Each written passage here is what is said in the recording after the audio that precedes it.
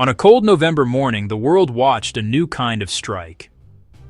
The place was Moscow. The target was the Kremlin. This single act surprised many people around the globe.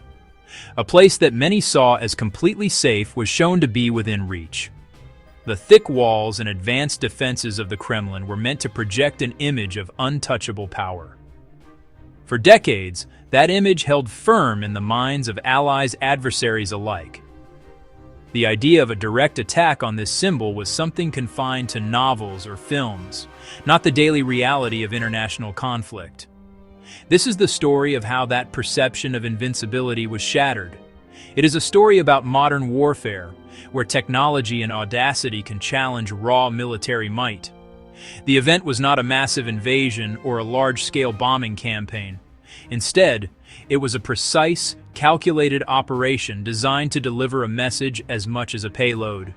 It showed that even the most heavily fortified command centers could be vulnerable. The strike forced nations everywhere to reconsider the very nature of security in the 21st century.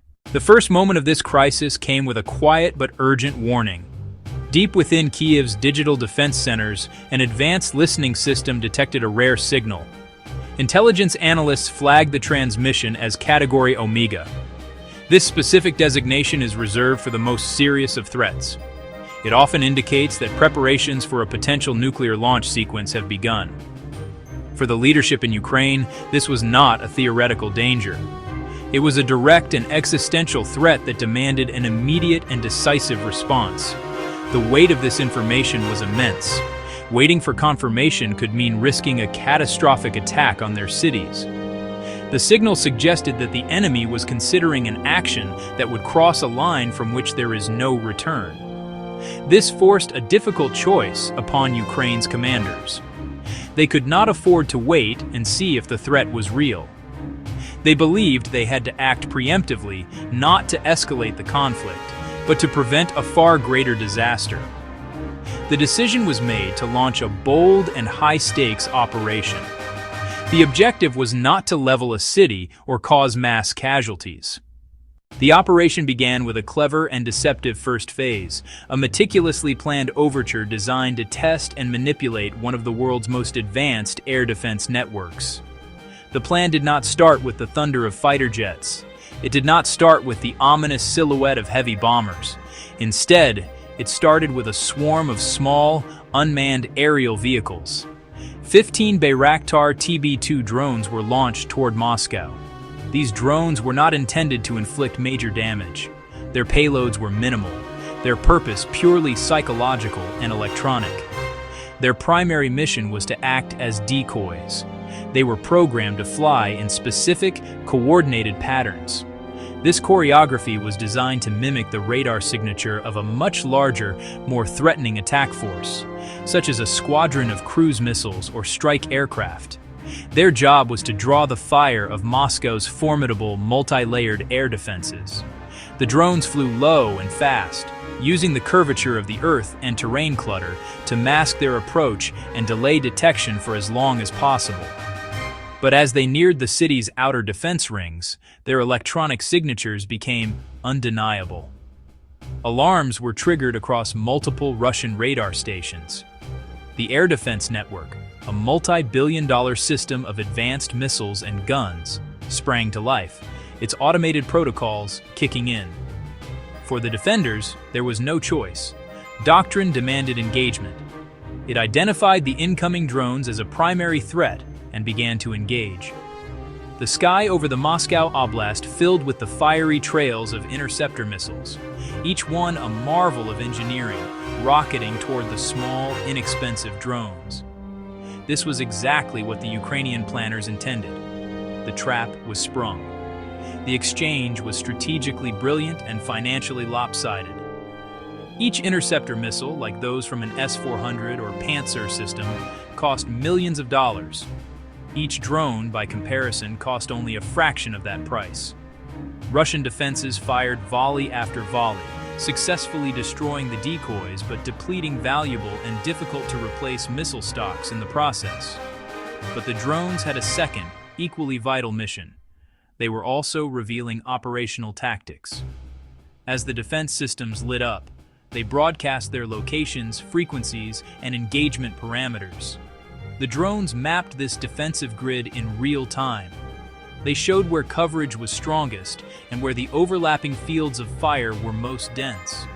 And most importantly, they exposed potential weaknesses, gaps in coverage, response times, and corridors for a real attack to penetrate. Just as the smoke began to clear from the initial drone strike, a calculated diversion designed to saturate and confuse enemy sensors, a new, far more lethal threat emerged. 10 upgraded MiG-29 Fulcrum fighter jets broke through the clouds in a disciplined, low-altitude formation, roaring toward the city center with terrifying speed. These were not standard aircraft. They were a specialized spearhead, modified with advanced composite materials and radar-absorbent coatings to reduce their radar signature. Their engines were fitted with shrouds to suppress their heat output, making them harder to track with infrared systems. The timing of their arrival was critical. On the ground, Russian air defense operators were still focused on the drone aftermath, their systems recalibrating after the swarm attack. This created a brief window of confusion and opportunity, allowing the strike package to penetrate the outer defensive layers undetected. The pilots, veterans of countless sorties, flew with exceptional skill and precision through a hostile sky. As they closed in, Moscow's formidable defenses re-engaged with ferocious intensity. The sky became a deadly web of interceptor missiles, a storm of steel and fire. Anti-aircraft fire from Pantsir systems lit the skyline with streams of tracers. Undeterred, the MiG-29s unleashed their ordnance, firing a volley of 20 advanced air-to-surface missiles. They were aimed at a specific target within the Kremlin grounds, a calculated strike against the regime's command infrastructure. The ensuing battle was a chaotic display of modern aerial combat. The attackers deployed flares and powerful electronic countermeasures, flooding the airspace with disruptive signals. In response, the Russian S-500 system, the pinnacle of their air defense network, coordinated the defensive effort. Its powerful radars cut through the electronic noise, guiding interceptors with deadly accuracy. They successfully intercepted 18 of the 20 incoming missiles, a testament to the depth and sophistication of Moscow's layered defenses. Yet in a battle of saturation and attrition, even a near-perfect defense can fail. 2 missiles, a tiny fraction of the assault, penetrated the defensive screen. They struck a guest house complex used by senior officials just a short distance from the main palace, proving that even the heart of the capital was not untouchable. The morning after the strike, Moscow woke to a new and deeply unsettling reality. The city's grand avenues and towering structures still stood, monuments to a power that suddenly felt fragile. But the atmosphere had fundamentally changed. An unnerving quiet settled over the capital, a stark contrast to its usual relentless energy. It was a silence filled not with peace, but with unspoken anxiety and a torrent of questions. News of the attack on the Kremlin spread rapidly through unofficial channels, encrypted messaging apps and social media feeds. This digital wildfire of citizen-led information easily outpaced the state media's initial silence, and then its attempts to control the narrative. Within minutes, the world knew that the unthinkable had happened. The heart of Russian power had been struck, and the carefully constructed illusion of absolute security was broken for good. At the site of the impact, rescue crews worked through the rubble of the diplomatic guest complex. The human cost of the strike, while small in the context of a wider war, was politically seismic. The deaths of 3 security advisors, a deputy parliamentary secretary, and a senior diplomat sent a chilling message through the halls of power. These were not anonymous soldiers on a distant front. They were individuals at the center of the government, figures within the inner circle. This proximity brought the reality of the conflict home to the elite in a way nothing else had. Suddenly, no one was safe. Inside the national security chambers, the mood was tense and somber. The usual confidence was replaced by a grim silence, punctuated by hushed, urgent conversations. The strike had exposed a vulnerability that many believed did not exist, forcing a painful reassessment of their own defenses. For the public, small, quiet gatherings began to form in cities across the country. These were not protests, but spontaneous assemblies of citizens drawn together by a shared sense of shock and uncertainty, seeking clarity in a moment of profound national crisis.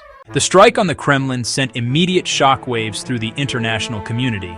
In capitals from Washington to Beijing, secure phone lines buzzed with urgent conversations. The event forced a rapid reassessment of the conflict's dynamics. For months, global powers had operated under the assumption that Ukraine was in a purely defensive posture, capable of resisting but not projecting power so deeply into Russian territory. This single operation dismantled that assumption overnight, creating a new and uncertain geopolitical landscape for all nations to navigate. Allies of Ukraine were forced to walk a fine line. They had to acknowledge the tactical brilliance of the operation while simultaneously managing the risks of a wider escalation. The strike demonstrated the effectiveness of the support and technology they had provided, but it also raised uncomfortable questions about what could happen next. Behind closed doors, diplomats worked to understand the new strategic reality. The central question was no longer just how to support Ukraine's defense, but how to manage a conflict in which both sides could now strike at each other's centers of power. For Russia's leadership, the attack was a profound political and strategic blow. In the end, wars are not won by the loudest explosions, but by the silence that follows.